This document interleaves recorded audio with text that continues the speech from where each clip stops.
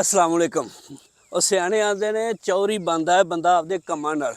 ਉਹ ਚੰਗੀ ਜੁੱਤੀ ਚੰਗਾ ਸੂਟ ਤੇ ਗੱਡੀ ਲੈ ਕੇ ਉਹਦੇ ਪਿੱਛੇ ਚੌਧਰੀ ਲਿਖਾਣ ਨਾਲ ਬੰਦਾ ਚੌਧਰੀ ਨਹੀਂ ਬਣਦਾ। ਉਹ ਮੈਂ ਤੁਹਾਨੂੰ ਗੱਲ ਸੁਣਾਉਣਾ, ਇੱਕ ਬੰਦੇ ਦੀ ਇੱਕ ਹੀ ਉਹਦਾ ਮੁੰਡਾ ਸੀ ਤੇ 4-5 ਕਿੱਲੇ ਪੈਲੀ ਸੀ। ਉਹ ਵਾਈ ਬੀਜੀ ਕਰਦੇ ਸਨ ਤੇ ਆਪਦੇ ਜਿਹੜਾ ਨਾ ਘਰ ਦਾ ਸਿਸਟਮ ਚਲਾਉਂਦੇ ਸਨ। ਕੋਈ ਬਸਾ ਘਰ ਦਾ ਜਿਹੜਾ ਨਾ ਦਾਲ ਰੋਟੀ ਚੱਲਦਾ ਸੀ, ਕੋਈ ਲੰਮਾ ਚੌੜਾ ਹਿਸਾਬ ਕਿਤਾਬ ਨਹੀਂ ਸੀ ਹੈਗਾ। ਤੇ ਜਿਹੜਾ ਨਾ ਸਾਰਾ ਦਿਨ ਉਹਦੇ ਪੈਲੀਆਂ 'ਚ ਲੱਗੇ ਰਹਿਣਾ, ਸ਼ਾਮ ਨੂੰ ਥੱਕ ਕੇ ਆ ਜਾਣਾ ਤੇ ਆ ਕੇ ਸੌਂ ਜਾਣਾ। ਨਾ ਕੋਈ ਚੰਗੀ ਜੁੱਤੀ, ਨਾ ਕੋਈ ਚੰਗੇ ਕੱਪੜੇ, ਨਾ ਕਿਤੇ ਕੋਈ ਆਇਆ ਗਿਆ ਜਾਣਾ। ਉਹ ਮੁੰਡਾ ਜਿਹੜਾ ਹੁੰਦਾ ਸੀ ਨਾ, ਉਹਨੇ ਸੋਚਣਾ ਕਰਨਾ ਵੀ ਸਾਡੇ ਕੋਲ ਵੀ ਜਿਹੜਾ ਕੋਈ ਗੱਡੀ ਹੋਵੇ, ਕੋਈ ਸਾਡੇ ਕੋਲ ਵੀ ਚੰਗੇ ਕੱਪੜੇ ਹੋਣ, ਕੋਈ ਪੈਸੇ ਹੋਣ, ਅਸੀਂ ਵੀ ਚੰਗਾ ਖਾਈਏ। ਅਸੀਂ ਸਾਰੀ ਜਿਹੜਾ ਨਾ ਸਾਰਾ ਦਿਨ ਲੱਗੇ ਰਹਿੰਦੇ ਹਾਂ, ਸਾਰੀ ਜ਼ਿੰਦਗੀ ਇੰਝ ਹੀ ਗੁਜ਼ਰ ਜਾਣੀ। ਖੈਰ ਇੱਕ ਦਿਨ ਉਹਨੇ ਸੋਚਿਆ ਤੇ ਉਹਨੇ ਆਪਦੇ ਨਾ ਪਿਓ ਨਾਲ ਗੱਲ ਕੀਤੀ ਵੀ ਅੱਬਾ ਆਪਾਂ ਇਸ ਤਰ੍ਹਾਂ ਹੀ ਸਾਰੀ ਜ਼ਿੰਦਗੀ ਗੁਜ਼ਾਰ ਦੇਣੀ ਹੈ, ਆਪਾਂ ਵੀ ਕੁਛ ਕਰੀਏ, ਕੋਈ ਹੋਰ ਕੰਮ ਕਰੀਏ ਜਿੱਥੋਂ ਕੋਈ ਪੈਸੇ ਆਉਣ ਤੇ ਜਿਹੜਾ ਨਾ ਆਪਦਾ ਸਿਸਟਮ ਜਿਹੜਾ ਨਾ ਚਲਾਈਏ। ਉਹ ਪਿਓ ਦਾ ਆਂਦਾ ਵੀ ਪੁੱਤਰ ਆਪਾਂ ਸਾਰੀ ਜ਼ਿੰਦਗੀ ਇਹ ਹੀ ਕੀਤਾ, ਸਾਡੇ ਵੱਡੇ ਵੀ ਇਹੀ ਕਰਦੇ ਰਹੇ ਨੇ, ਮੈਂ ਵੀ ਇਹੀ ਕਰਨਾ ਪਿਆ ਤੇ ਹੋਰ ਆਪਾਂ ਕੀ ਕਰ ਸਕਦੇ। ਹੋਰ ਆਪਾਂ ਕਿਸੇ ਕੰਮ ਦਾ ਆਪਾਂ ਨੂੰ ਪਤਾ ਹੀ ਨਹੀਂ ਹੈਗਾ ਤੇ ਨਾ ਹੀ ਆਪਣੇ ਕੋਲ ਪੈਸੇ ਨੇ, ਨਾ ਹੀ ਗੁੰਜਾਇਸ਼ ਹੈਗੀ ਕੋਈ ਹੋਰ ਕੰਮ ਕਰ ਲਈਏ। ਖੈਰ ਉਹ ਮੁੰਡਾ ਸੋਚਦਾ ਹੈ, ਉਹ ਇਹ ਹੀ ਸੋਚਦਾ ਰਹਿੰਦਾ। ਖੈਰ ਇੱਕ ਦਿਨ ਉਹ ਨਾ ਫਿਰ ਆਪਦੇ ਬਿਨਾਂ ਨਾਲ ਗੱਲ ਕਰਦਾ। ਉਹ ਆਂਦਾ ਅੱਬਾ ਇੰਝ ਕਰ, ਮੈਨੂੰ ਤੂੰ ਬਾਹਰ ਘਲਾ ਦੇ, ਤੂੰ ਮੈਨੂੰ ਬਾਹਰ ਘਲਾ ਦੇ ਇੱਕ ਦਫਾ, ਮੈਂ ਨਾ ਜਿਹੜਾ ਨਾ ਆਪਣਾ ਦਿਨ ਬਦਲ ਦਿਆਂਗਾ। ਉਹ ਆਂਦਾ ਵੀ ਪੁੱਤਰ ਆਪਣੇ ਕੋਲ ਪੈਸੇ ਨਹੀਂ, ਮੈਂ ਤੈਨੂੰ ਕਿਵੇਂ ਬਾਹਰ ਘਲਾ ਦਿਆਂ। ਉਹ ਮੁੰਡਾ ਉਹਦਾ ਆਂਦਾ ਅੱਬਾ ਤੂੰ ਇੰਝ ਕਰ ਪੈਲੀ ਵੇਚ ਦੇ। ਉਹ ਜਦੋਂ ਇੰਨੀ ਗੱਲ ਕਰਦਾ ਨਾ ਤੇ ਉਹਦੇ ਪਿਓ ਦੇ ਅੱਖਾਂ 'ਚ ਅਥਰੂ ਆ ਜਾਂਦੇ ਨੇ। ਉਹ ਆਂਦਾ ਪੁੱਤਰ ਤੈਨੂੰ ਪਤਾ ਹੈ ਪੈਲੀ ਦੀ ਕੀ ਅਹਿਮੀਅਤ ਹੈ ਮੇਰੇ ਵਾਸਤੇ। ਮੈਂ ਇਸ ਪੈਲੀ ਦੇ ਵਿੱਚ ਟੁਰਨਾ ਸਿੱਖਿਆ, ਇੱਥੇ ਹਾਲ ਵਾਹਣਾ ਸਿੱਖਿਆ। ਇਹ ਪੈਲੀ ਮੈਨੂੰ ਆਪਦੀ ਮਾਂ ਦੀ ਤਰ੍ਹਾਂ ਹੈ। ਮੇਰੇ ਪਿਓ ਦੀਆਂ ਯਾਦਾਂ ਇੱਥੇ ਨੇ, ਮੇਰੇ ਦਾਦੇ ਦੀਆਂ ਯਾਦਾਂ ਇੱਥੇ ਨੇ, ਸਾਡੇ ਵੱਡੇ ਵਡੇਰੇ ਸਾਰੇ ਉਹ ਇਹ ਹੀ ਪੈਲੀ ਵਾਹੁੰਦੇ ਰਹੇ ਨੇ ਤੇ ਤੂੰ ਉਹਨੇ ਪੈਲੀ ਵੇਚ ਦੇ। ਖੈਰ ਉਹ ਪੁੱਤਰ ਸੀ, ਉਹਨੇ ਮਨਾਇਆ, ਉਹਨੂੰ ਕਹਿੰਦੇ ਰਿਹਾ ਪਿਓ ਦਾ ਮੰਨ ਗਿਆ। ਉਹ ਜਦੋਂ ਮੰਨ ਗਿਆ ਤਾਂ ਆਂਦਾ ਆਪਣੀ ਪੈਲੀ ਲਏਗਾ ਕੌਣ। ਉਹ ਮੁੰਡਾ ਆਂਦਾ ਹੈ ਅੱਬਾ ਪਿੰਡ ਦਾ ਚੌਧਰੀ ਹੈਗਾ, ਉਹਦੇ ਕੋਲ ਪੈਸੇ ਹੈ ਨੇ ਤੇ ਬੰਦਾ ਵੀ ਚੰਗਾ ਹੈ ਤੇ ਉਹਨੂੰ ਆਨੇ ਆ। ਖੈਰ ਦੋਵੇਂ ਪਿਓ ਪੁੱਤਰ ਇਕੱਠੇ ਹੋ ਕੇ ਉਹਨੂੰ ਚਲੇ ਜਾਂਦੇ ਨੇ। ਉਹਨੂੰ ਆਂਦੇ ਚੌਧਰੀ ਸਾਹਿਬ ਅਸੀਂ ਪੈਲੀ ਵੇਚਣੀ ਹੈ ਤੇ ਸਾਨੂੰ ਪੈਸੇ ਦੀ ਲੋੜ ਹੈ ਤੇ ਤੁਹਾਡੀ ਮਿਹਰਬਾਨੀ ਸਾਡੀ ਪੈਲੀ ਲੈ ਲਓ। ਉਹ ਖੈਰ ਉਦੋਂ ਆਂਦੇ ਨੇ ਕਿ ਰੇਟ ਚੱਲ ਰਿਹਾ ਸੀ 2 ਲੱਖ ਰੁਪਈਆ ਕਿੱਲੇ ਦਾ। ਉਹ 2 ਲੱਖ ਕਿੱਲੇ ਦੇ ਹਿਸਾਬ ਨਾਲ ਉਹ ਪੈਲੀ ਖਰੀਦ ਲੈਂਦਾ। ਜਦੋਂ ਪੈਲੀ ਉਹ ਖਰੀਦ ਲੈਂਦਾ, ਉਹ ਵੇਚ ਲੈਂਦੇ, ਪੈਸੇ ਉਹਦੇ ਕੋਲ ਪੈਸੇ ਆ ਜਾਂਦੇ ਨੇ, ਉਹ ਬਾਹਰ ਚਲਾ ਜਾਂਦਾ। ਜਦੋਂ ਬਾਹਰ ਜਾ ਕੇ ਮਿਹਨਤ ਕਰਦਾ, ਘਰ ਦਾ ਖਰਚਾ ਵੀ ਘੱਲੀ ਜਾਂਦਾ, ਉੱਥੇ ਪੈਸੇ ਜੋੜੀ ਜਾਂਦਾ। ਇਸ ਤਰ੍ਹਾਂ ਕਰਦੇ ਕਰਦੇ ਨਾ 8 ਸਾਲ ਦਾ ਟਾਈਮ ਲੰਘ ਜਾਂਦਾ।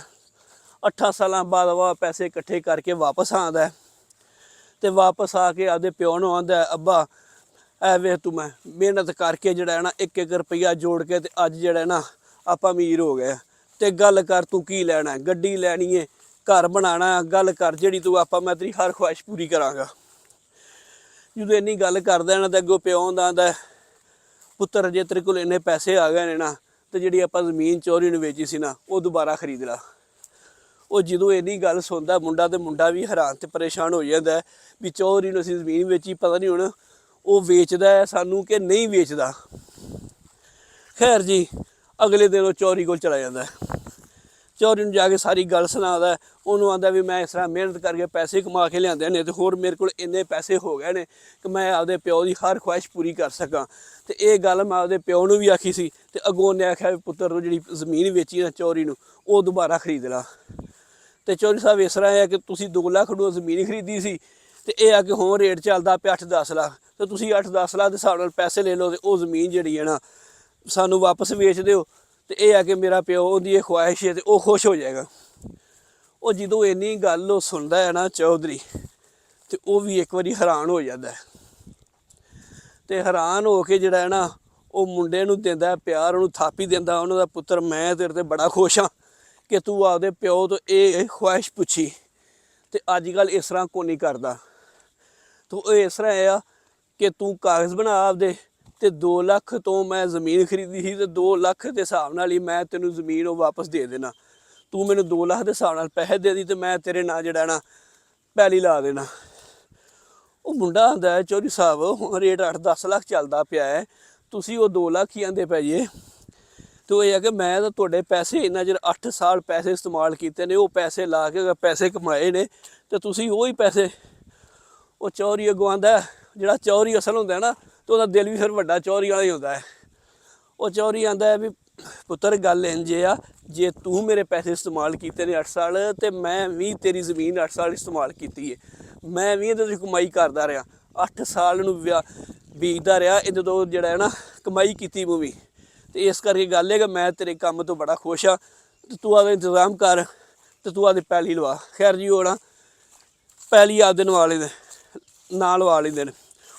ਉਹ ਐਂਡ ਤੇ ਗੱਲ ਹੈ ਸਾਰੀ ਸੁਣਾਉਣ ਦਾ ਮਕਸਦ ਇਹ ਆ ਕਿ ਨੀਰਾ ਮੋਟਰਸਾਈਕਲਾਂ ਦੇ ਪਿੱਛੇ ਚੌਧਰੀ ਲਿਖਾਣ ਨਾਲ ਬੰਦਾ ਚੌਧਰੀ ਨਹੀਂ ਬਣਦਾ, ਗੱਡੀਆਂ ਦੇ ਪਿੱਛੇ ਚੌਧਰੀ ਲਿਖਾਣ ਨਾਲ ਚੌਧਰੀ ਨਹੀਂ ਬਣਦਾ, ਤੇ ਘਰ ਦੇ ਅੱਗੇ ਵੱਡਾ ਸਾਰਾ ਚੌਧਰੀ ਲਿਖਾਣ ਨਾਲ ਨਾ ਚੌਧਰੀ ਨਹੀਂ ਬਣਦਾ। ਚੌਧਰੀਆਂ ਵਾਸਤੇ ਦਿਲ ਵੀ ਚੌਧਰੀਆਂ ਜਿੱਡਾ ਹੋਣਾ ਚਾਹੀਦਾ, ਦਿਲ ਵੀ ਵੱਡਾ ਹੋਣਾ ਚਾਹੀਦਾ।